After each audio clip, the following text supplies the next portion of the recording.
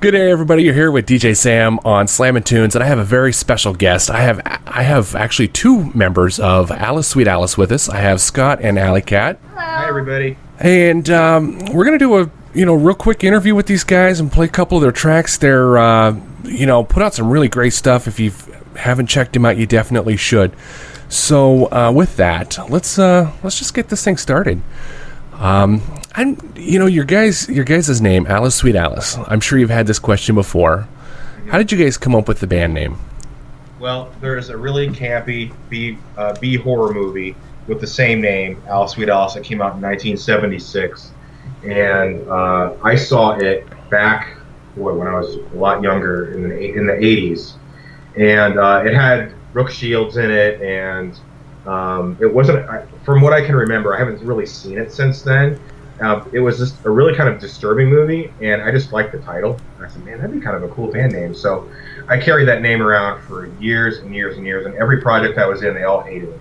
So back when I started Alice Sweet Alice as sort of a solo project back in the day, before I decided to pull other members in, I said, well, I just assigned that name to it, and that's pretty much it. It's not, nothing fancy, but that's I basically just ripped off the movie, basically. I had figured that, but I didn't want to assume it. No, it's fine. A lot of people think it's like Alice in Wonderland or something like that. So we've had some artists doing like the White Rabbit and the Cheshire Cat and all that stuff, and our artwork and stuff like that. And some people actually think that Alley Cat's first name is Alice, so they actually sometimes during interviews they call her Alice and things like that. So, but you know what? There's like that's like urban legend type stuff. And we let people kind of come up with their own interpretations of everything. So that's what makes it fun. Yeah, I actually saw Alice Sweet Alice. Caught it in the theater as a double feature with with another movie. I can't even remember the name of the other movie. I just remember how crazy scary that movie was, as far as old scary movies go.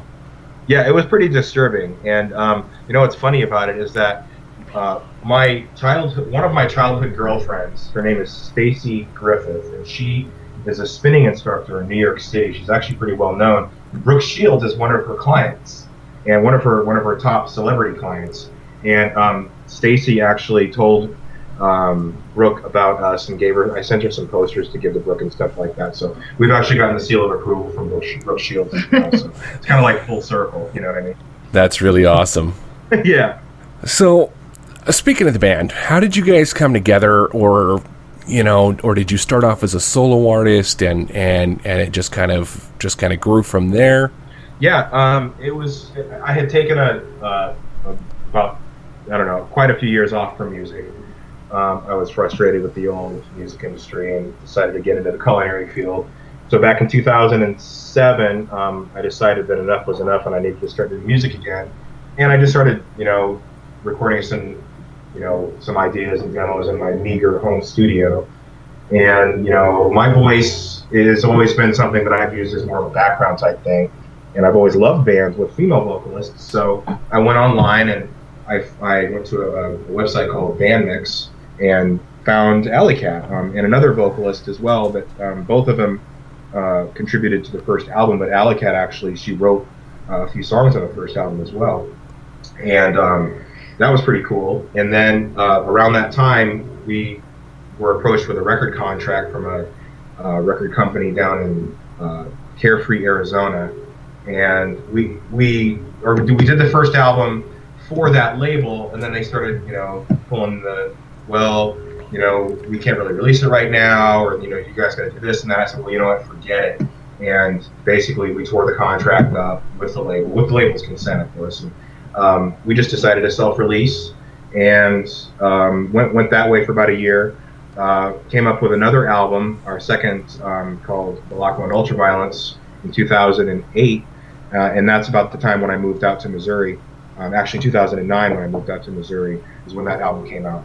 And we basically got all the band members, went through, what all bands go through the first, couple of years. And in 2010, we got our current lineup. We've been, going strong ever since. So, not really a really unique story as far as that's concerned, but unique in the way that we all kind of started. It kind of started as an online collaboration.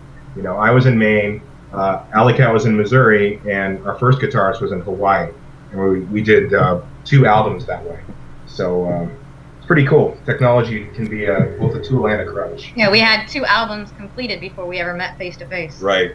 That's pretty amazing, really. And we realized that we kind of had something that we really, just thought was unique and just kind of meant a lot to us. And I was at the point where I was like, well, this online collaboration thing is cool, but I really miss playing on the stage. So, but it had been a really long time since I'd done that. But long story short, I threw everything in my truck and drove out, to Missouri with basically that's it, and started over. And this is where we are now. Okay, so that brings up a really interesting question. So you guys collabed for 2 years online, and then you met after your second album. When you guys did your first show, what was it like? Complete fear and like deer in the headlights. No, it wasn't that bad. I mean, I think it's funny because we actually have video from that. And looking at the video, we looked pretty good. I mean, we sounded okay. I mean, we sounded rough, I think, compared to today's standards, for sure. But it was, I think we brought like everything. It had been so long since I played out. It was like, well, if this goes wrong, I need to bring this. It was like I brought all this extra stuff in case something went wrong. And it was just like, almost like it was almost not, I'm not going to say it was like a nightmare, but it was like such a stressful thing. I was incredibly nervous. That was the first time I ever played live in a venue. I had done private parties with my previous cover band, and that was it. So that was my first real live experience, and I was a nervous wreck. Yeah, and it was just like a local bar too. You know what I mean? I mean, it's a pretty good sized local bar, a really nice stage too, a really nice venue. Even today, I mean, it's a good place for us to play. But it was a little stressful and crazy. But I guess everyone's got a first time, and you got to do everything for everything. So yeah. Speaking of venues, I ask this question of almost every artist I interview. What is your favorite venue? What is your favorite venue that you've performed in so far?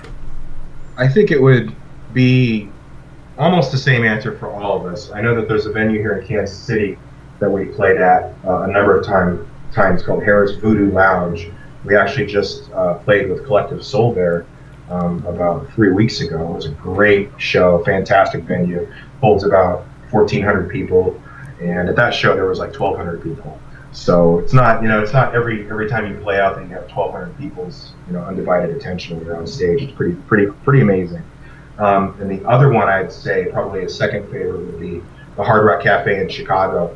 For anyone that's ever been there, it's really awesome. The stage is it's almost like on a pedestal above the main floor where everyone is kind of sitting in like a semicircle, sitting and eating, and there's a bar right in front of you too, and of course there's an upstairs area directly in front of you too. But it's a pretty big venue and amazing sound system, really professional sound people, and that makes a huge difference too. Is when you go to an amazing establishment like that, and these people deal with everyone from bands that that are kind of just local bands starting out to bigger name acts coming through. It's really great when they treat everybody the same and they treat everybody with grace and dignity and respect and all that stuff. And both of those venues, really top-notch people working there. So a real pleasure to play both of those. Yeah, the reason I ask that is some people say, I worked this festival and it was, they had a phenomenal crowd. I've had other answers like, my first venue, the first place I ever played, my first show, that's always going to be my favorite. And it's interesting to see everybody's take or perspective on that favorite venue. I think for me, it's the venue that has the best energy, and for me, both of those had the best energy so far. Yeah, the energy of the crowd can definitely make or break the show. Yeah. How do you deal with a crowd that just isn't into what you're playing? Well, I mean, you just have to, you have to realize that you can't please everyone, and you have to remember why you're doing it to begin with. And a lot of it is because we love playing music. We love the music that we're playing, and we kind of just get into that space. You know what I mean? And it is kind of hard. It is kind of hard sometimes to, because every band has had shows like this. I don't care who you are. It's kind of hard just to say, hey, everybody, come on up, and to say, like really get into it, like when there's like people are like getting drunk, doing shots with the bartender, you know what I mean, way in the pack. So, but you just gotta, what we do really is just have fun with each other. You know what I mean? Because we're all really good friends. We have fun together, and we love playing the music that we've created together. So that's really it. You've gone through that whole effort to get down there, so you might as well just make the best. That's pretty much what we do. Yeah, that's sometimes that's all you can do.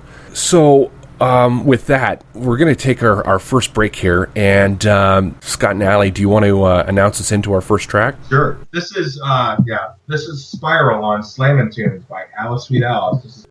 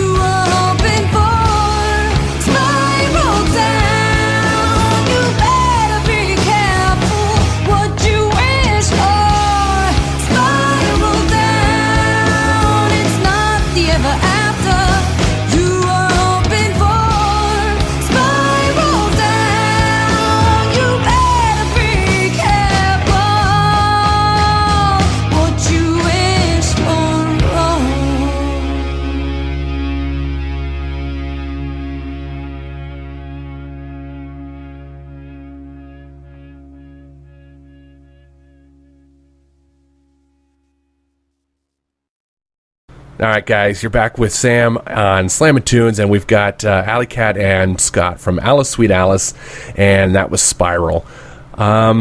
we're just talking with these guys and getting to know Alice, Sweet Alice, a little bit better. And I've got a few more questions for them. Let's just jump right back into this. Critics. I know everybody's got critics, and everybody likes to be critical. How do you deal with the critics? The way I see it, when you have a critic, it's good and it's bad. It's good because it drives you to do better. It drives you to want to do more, kind of prove yourself. For me, my motto is make it impossible to ignore you. So, especially when it comes to media critics, if they don't want to give you the time of day for coverage, whatnot, do whatever you have to do to make sure that they cannot ignore you. That's my motto. Mm-hmm. I love it. Mm-hmm. So we bust our butts. We try and do as much as we can to go above and beyond. We do all of our own press, and we really, really push and work hard for that notice. Absolutely, yeah, and make it impossible. Make it impossible to ignore. And if they think you suck, make it harder for them to say that next time. So. And again, on what Scott said earlier, critics are critics, but you can't please everyone. You can't. So you still have to continue doing what you love and know and support what you're doing. If you're not having fun, what are you doing it for? So you have to enjoy what you're doing regardless of what anybody else says. And that's some really great advice, and that really pulls me into my next question. Do you guys have any advice for any new or aspiring artists? Well, I think one of the most important things that any band can have is your fans.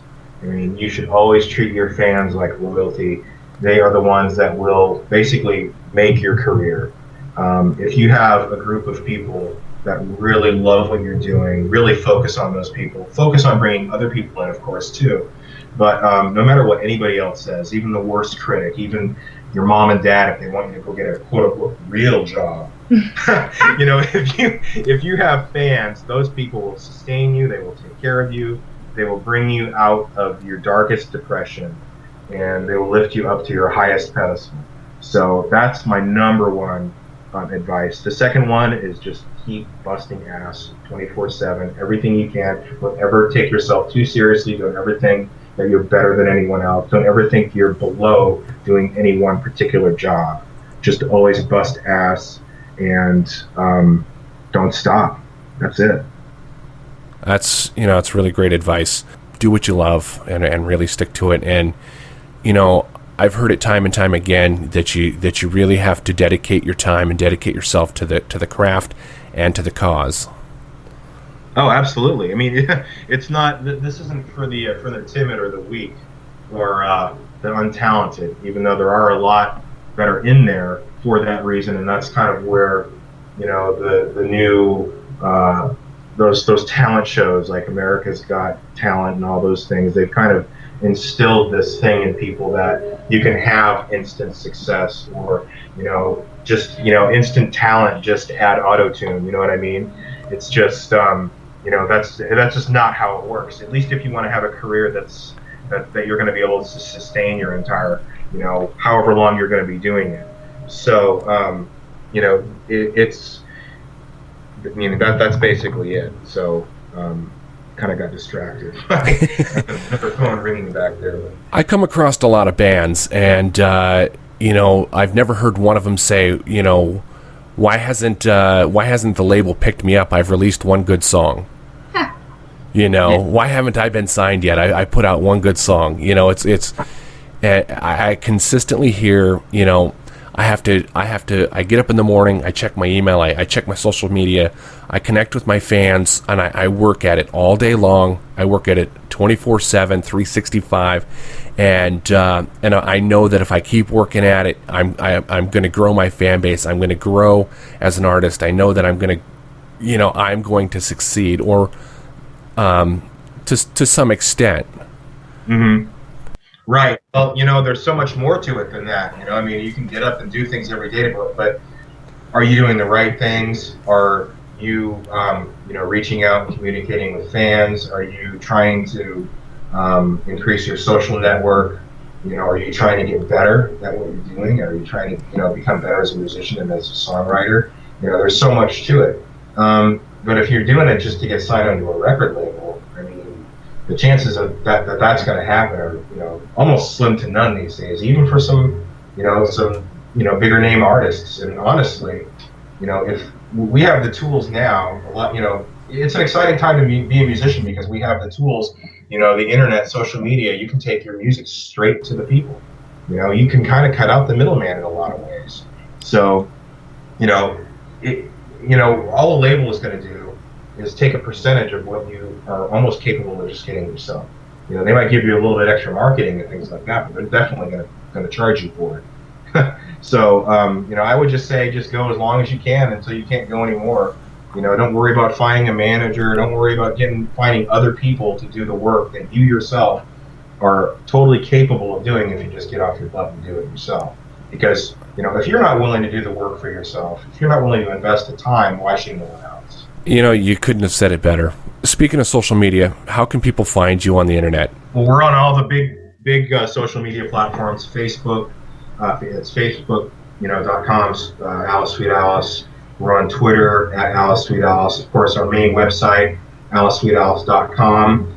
You can just Google Alice Sweet Alice Music and we just come up everywhere. I mean, we're on iTunes, we're on Spotify, we're on, you name it. I mean, Reverb Nation, YouTube, tons and tons of places. But, the best place actually to go is just go to AliceSweetAlice.com and you can actually download a free 5-song EP. Some of our favorite, some of our fans' favorite music for free. You just, sign up to our mailing list. Download that from AliceSweetAlice.com, and there's a bunch of links to many other social media sites. There's videos on that website. There's all kinds of stuff. Merch store. Yeah, there's a merch store. You can buy stuff on there as well, which we would never discourage anyone from doing. So, but yeah, we're pretty easy to find. All right, so you say that you've got some tracks up there available for free, and you say that they're favorites. Do you have a personal favorite, one that you just absolutely love to play? I would say one of my favorite to play at the moment is one that I sing, and that's Around the World. And we just did a video for that as well. Allie's probably got her own favorite. Yeah, my favorite is one that we just wrote, and it's not released yet. It's called Human Debris. For me, it's a favorite because it's so much fun to do. For me. Yeah. That's really cool. You know that you guys just keep dragging me right into another question. So you say you got some new stuff coming. You have a new EP or album in the works? I think what we're going to do is release singles for a little while, and then maybe save them all up and release, a singles album or something like that. I'm not sure, but we just released our last album. It was almost a year ago, actually. Our last album was Ribbons and Stone, and that was, and so we've been kind of playing and supporting that for the last year, and now I think we're at the point where we want to start doing videos and video singles and do that type of thing and really kind of just experiment a little bit, writing new material. And another thing we're going to be doing is actually online concerts that people can they can basically sign in from their house, in their pajamas, drinking a cup of coffee, and watch us play live, interact with us via a chat room, and also they can interact with with other fans that are tuned in. We actually did our first one on May 11th, and we had people from 5 countries tune in. That's really cool. Yeah, and it's actually on this website called Stage It. You can get the information for our next show, which is going to be on August 3rd. It's a Sunday, and it's going to be at 12 noon Central Standard Time, which is a good time for people in Europe and around the United States and such. It's going to be on August 3rd, and you can go to AliceSweetAlice.com, click the Stage It link, or you can go to Facebook.com /AliceSweetAlice, and there's a Stage It button down on the left-hand side there. Go there. There's only going to be a limited number of tickets available. It's $5 to get in, and it's like a 50-minute set is what it is. So you're going to get a whole bunch of songs. We give prizes to people that are there, and it really and truly is an online concert, and it's an HD stereo sound, and it's a lot of fun. People had a lot of fun talking to each other and us during the show last time, so looking forward to that. That sounds really awesome, and I really hope that our bunch of our listeners head on over there and check that out. Us too. Wow. You know what? I have one last question. This is probably my favorite question to ask. What is the craziest or weirdest thing you've seen at one of your shows? I was looking over the questions beforehand, and I saw that, and I was like, and I asked Allie, and then all of a sudden, when I was asking the question, I remembered, I think it was actually our first show. I think that guy showed up because it was at the bar that I was thinking about this. This leprechaun comes out, okay? This guy, we're just like, I don't even think we were on stage at the time, and all of a sudden we look over and we're like, what is that? And there was this guy dressed up as a leprechaun, or maybe it was a real leprechaun. I don't know, because I've never really seen a real leprechaun, or have I? So that would be the answer to my question, a leprechaun. So you saw a leprechaun at your show. Wow. It wasn't even in March. No, it wasn't. It was yeah, because our first show was in December of 2009, and there's a leprechaun there, and it was like rainy outside, and he was wearing his his leprechaun shorts and his pulled up socks and top hat. Yeah. So, that's awesome. Yep. That's Kansas City for you. So with that, I really got to say, thank you guys. Thank you, Allie and Scott. This is Alice, Sweet Alice, and you guys have been absolutely phenomenal. Thank you, thanks. DJ Sam. We appreciate everybody listening in, and visit us at AliceSweetAlice.com. We answer every mail, so feel free to interact with us and join the family. All right. With that, we're gonna head out, and Scott, you want to announce us out to our last song? Sure. This is Around the World from Ribbons and Stone by Alice Sweet Alice on Slammin' Tunes. All right. Thanks, guys. Thank you. Thank you.